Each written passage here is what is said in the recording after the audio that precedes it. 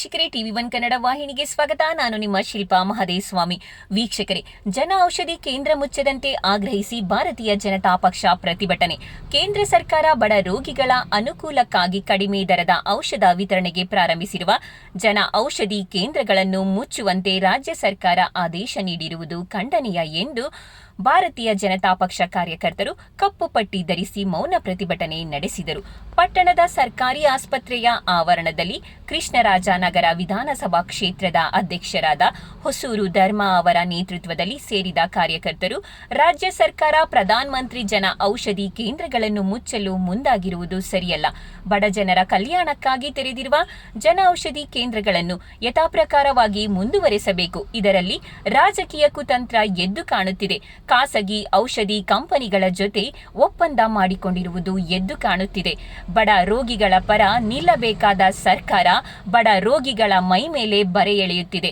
ಹೀಗೆ ಮುಂದುವರೆದರೆ ರಾಜ್ಯವ್ಯಾಪಿ ಹೋರಾಟ ಮಾಡಲಾಗುವುದು ಎಂದು ಸರ್ಕಾರಕ್ಕೆ ಎಚ್ಚರಿಕೆ ನೀಡಿದರು. ಈ ಸಂದರ್ಭದಲ್ಲಿ ಮೈಸೂರು ಗ್ರಾಮಾಂತರ ರೈತ ಮೋರ್ಚಾ ಅಧ್ಯಕ್ಷರಾದ ಮಿರ್ಲೆ ಶ್ರೀನಿವಾಸ್ ಗೌಡರವರು ಈ ಪ್ರತಿಭಟನೆ ಉದ್ದೇಶಿಸಿ ಮಾತನಾಡಿದರು.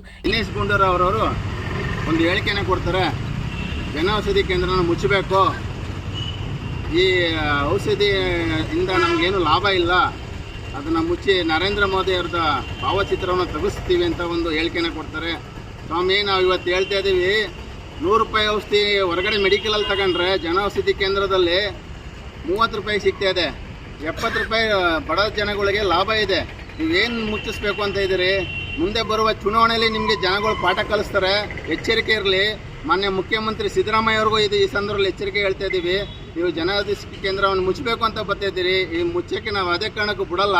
ಜನಗಳು ಇವತ್ತು ನಾವು ಯಾರಿಗೆ ಶ್ರೀನಿವಾಸಗೌಡರು ಆಗಲೇ ಹೇಳಿದ್ರು, ನಮಗೆ ಜನಗಳಿಗೆ, ಸಾಮಾನ್ಯ ಜನಗಳಿಗೆ ಇನ್ನೂ ವಿಚಾರಗಳು ತಲುಪಿಲ್ಲ. ನಾವು ಇವತ್ತು ಸಣ್ಣ ಮಟ್ಟದಲ್ಲಿ ತಾಲೂಕು ಲೆವೆಲಲ್ಲಿ ಹೋರಾಟ ಮಾಡ್ತಾಯಿದ್ದೀವಿ.